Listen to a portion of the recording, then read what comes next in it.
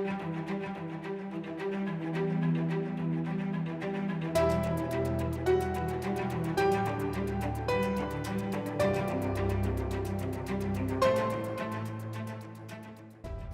and gentlemen, we'll open up the morning talk about air traffic control, and our focus will be primarily on the safe advancements enabled through the continuous improvements in technology, procedures, and once again, my favorite word, collaboration.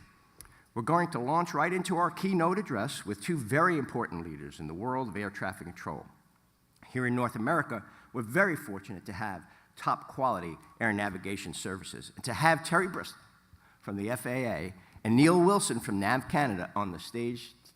I am a bit of, I will admit, to being a next-gen geek, and I am just so looking in the parlance of Larry LaChance, the brave new world of robust decision-making tools for our pilots. So our morning keynotes will be facilitated by a true industry icon, Margaret, the president of RTCA. Margaret, thank you so much for taking the time out of your busy schedule to do this. Margaret's organization is well known to many of you for the collaboration and consensus that is facilitated by her organization.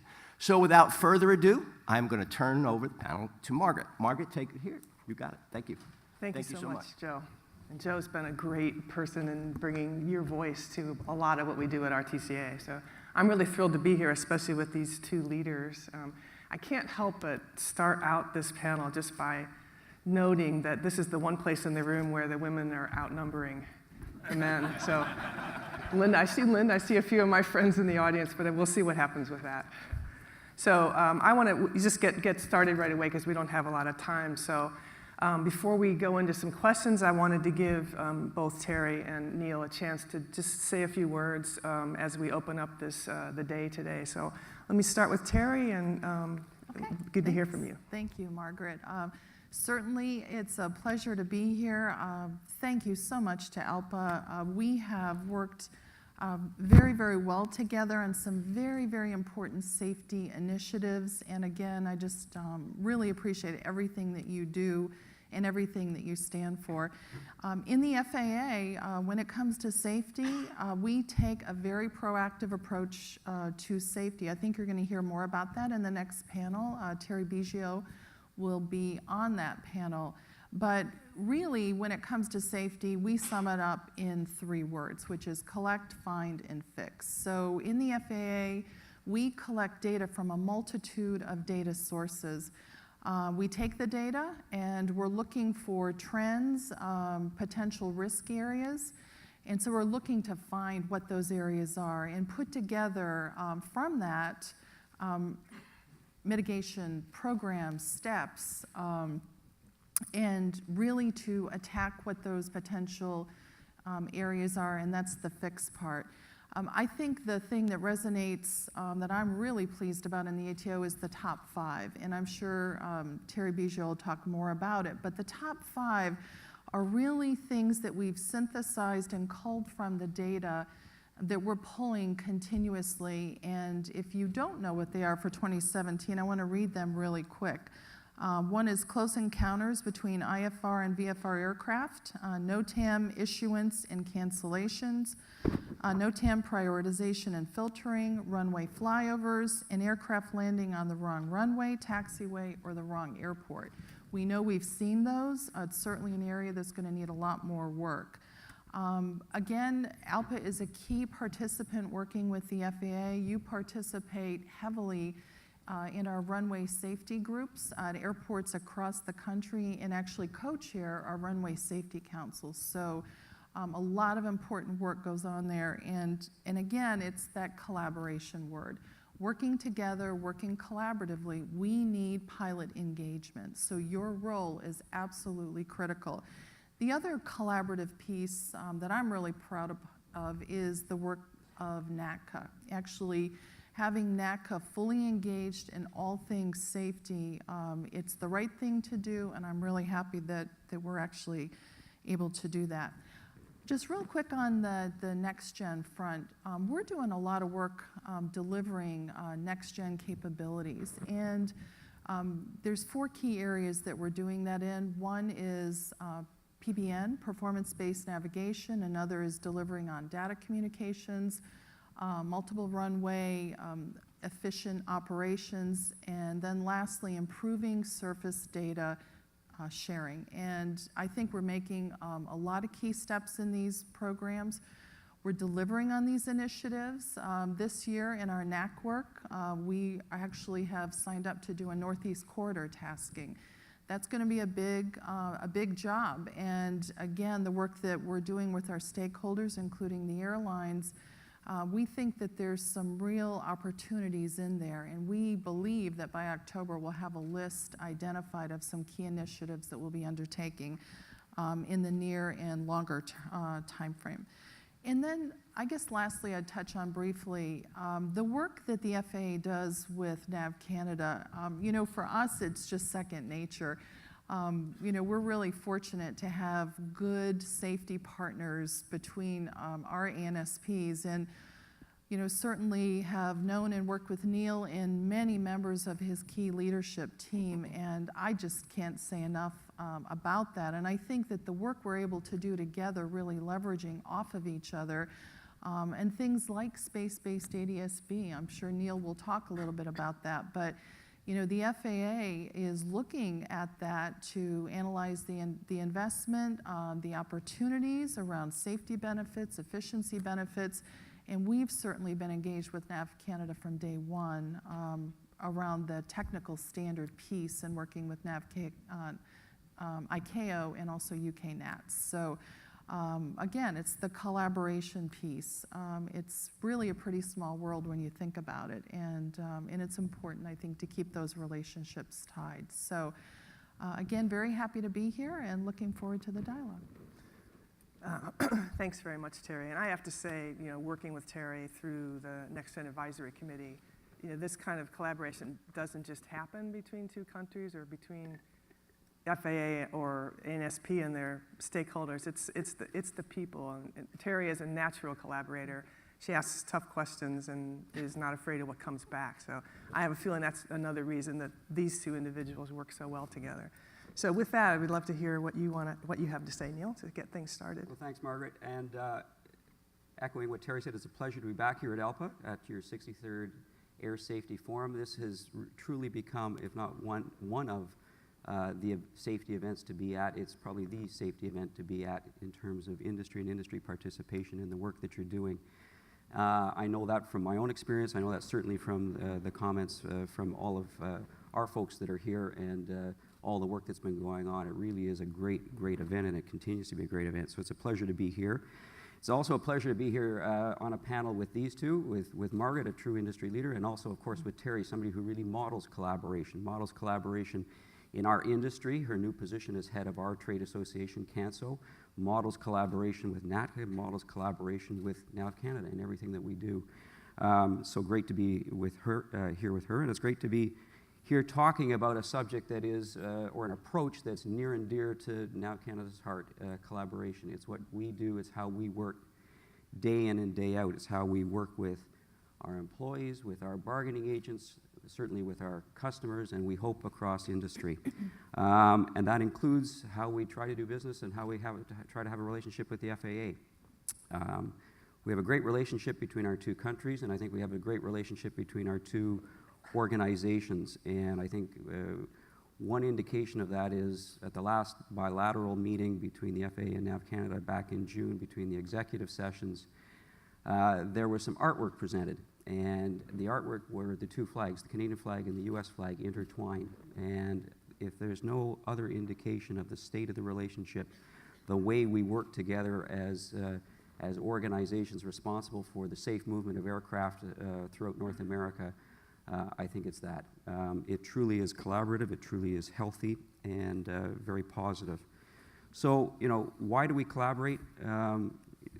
Why does everybody collaborate these days? We have to. Everything is interrelated. Everything is so complex. If we don't collaborate, if we don't work effectively together, we're going to have significant problems. We're going to have huge problems. So we have to collaborate. Everybody has to collaborate. But of course, between the FAA and NAV Canada, there's the obvious. We have this common border. We have about 1 million handoffs a year between Canada and the US, between the FAA and NAV Canada. We have the common border.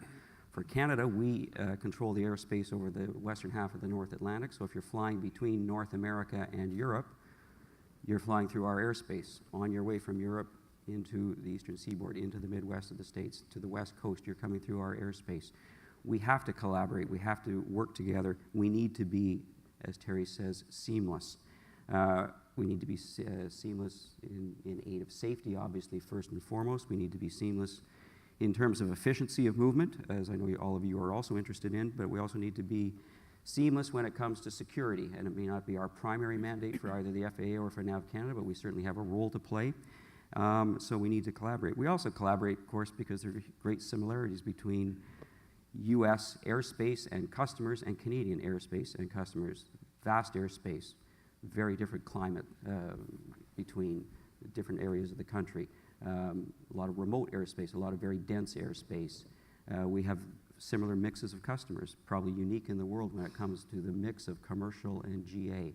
Unlike any other ANSP in the world, Canada and the FAA really have the same kind of geography, the same kind of client mix, and we need to not only collaborate to move those across the border, but to talk about how we can collaborate and how we can take those similar types of operations and make them work even better, make them even safer.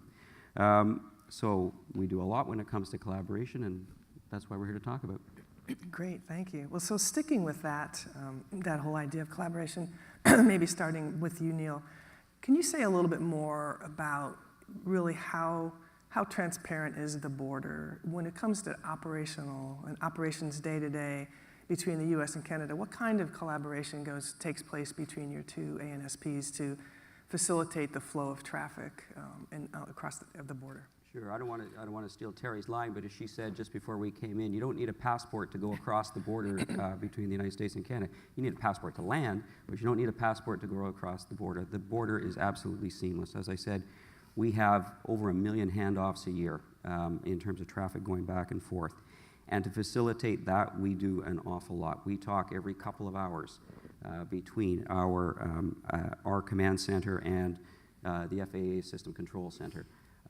We have, obviously, facilitation agreements between facilities, and our National Operations Center, our traffic management units, are talking to their counterparts at the various facilities in the United States that are operated by the FAA on a regular basis.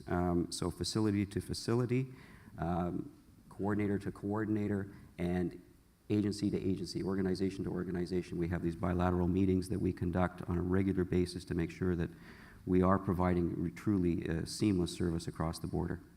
Great. Teri? Yeah, I would also add that NAV Canada has direct feeds into our TFMS, our traffic flow management system, our other data systems that we have in the command center. They're seeing everything that our command center has. And likewise, we have the ability in the U.S., our automation systems, to interact with their CAT system, their automation system. So yeah, with the way the traffic moves today, we knew many, well, I'm sure decades ago, our folks knew that we needed seamless operations, and our systems had to be harmonized. So I think that work had been happening long before we ever were involved. But with I would say, more of a rapid rate of change now in technology, the collaborative nature of the groups that get together at least twice a year, they're talking about these kind of technical interchange standards and new capabilities, because our systems are continually changing. We continue to tech refresh our automation systems, adding new capabilities. And when one ANSP that works as close as we do across the border, has a capability, we're always sharing what that looks like to enable the other ANSP to make those kind of decisions as well. So, from an air traffic standpoint, and we don't forget either about the tech ops standpoint. So we share a border of radars, as an example. And we have very close coordination when we're going to do maintenance, let's say, on VORs that are across the border between Canada and the U.S., because we want to make sure that they're not going down at the same time. So we have to have a level of redundancy. Our customers expect it, the airlines, and we work hard to make sure that they have that capability. If I can, Yeah, sure. just one other. In certain respects, there is no border because we delegate airspace to each other. We have our own responsibilities, obviously, for airspace, but it makes more sense for the other agency, the other organization to handle it, so we've delegated airspace. Sometimes when weather gets bad in the Ohio Valley, we have certain specific routings that we bring traffic, and Cleveland Center is having a lot of workload. We're bringing aircraft up and running them through special routes across southern Ontario. So in certain respects, there is really no border when it comes to what's between Canada and the United States. And we were both commenting earlier, it's been a particularly challenging severe weather season this spring and summer. So, we really do work close to, push flights to the north if we need, or push them to the south when NAV Canada needs that capability. That certainly is the definition of transparency. That's great. So just to shift gears a little bit, both in the planning for your modernization and in the operation, maybe starting with Teri, and I know the answer to some of this, but can you talk about how you collaborate with your stakeholders and with industry? Well, you know, because you're very involved in that, but a lot of people probably don't know. So, I guess it was probably 4 years ago now, maybe, the NAC was created, and it's the Next Gen Advisory Committee. And that's really, that body meets, it's 7 years? Yeah, but it really got going, I think, about 4 years ago. Because the things we're delivering on now today, really took hold, and it takes time to really get those footprints and plans put together. But the NAC is the higher level body, but to me, the real work's happening at the next levels down, at the subcommittee levels, which many of you may participate on. And again, it's across those 4 areas that I talked about. And it's industry, it's airlines, it's FAA, and it's other, we've got César involved from across the ocean in Europe, again, to think about how we're harmonizing these capabilities that we're rolling out. When it comes to new and emerging entrants in the national airspace, drones. So we also mirrored the NAC and created a DAC, which is a Drone Advisory Committee. This group's a bit larger. It's 35 members, and again, it meets at the same cadence. So it's getting together about every 4 months at the higher level, but again, the day-to-day work, and it's a tremendous amount of work, is really happening at the next levels down. In fact, I think we have one of those meetings tomorrow. So, it takes all hands on deck, and when it comes to new entrants, this is certainly a big deal. But I think those 2 big footprints, in the U.S. are probably what I would focus on. Yeah, and you also, you didn't mention, but you also have a tactical ops committee that works on some of the more near-term tactical that really is driven by your office, and I think they tackle a lot of really tough issues. So, Neil, tell us how you do this in Canada. Sure. So, NAV Canada is a stakeholder-based organization, but as Teri just said, you don't have to be a stakeholder-based organization to do a lot of consultation. The FAA obviously does it very, very well. With us, because we're a stakeholder organization, however, it's there. So we have our stakeholders, represented on our board of directors. But beyond that, we obviously have to have a lot more detailed interaction with our various stakeholders, and so we do that through a number of ways. We have an advisory committee to our board of directors that consists of a broad range of stakeholders, including ALPA, to provide advice, issues of interest, those sorts of things to our board of directors. On an operational basis, we have ATOC and ANSNAC, 2 of our operating committees that talk about operations and about technology. On a regional or local level, we have airline and airport operating collaborative decision-making bodies at each location where our general managers from each of our FIRs will be meeting with the local customers, those involved in local airports, regional airports, those sorts of things. So throughout our operation domestically, we have consultation at all levels, right from the operational level and the very immediate local operational level, all the way up through to the national system and what that means in terms of technology and staffing.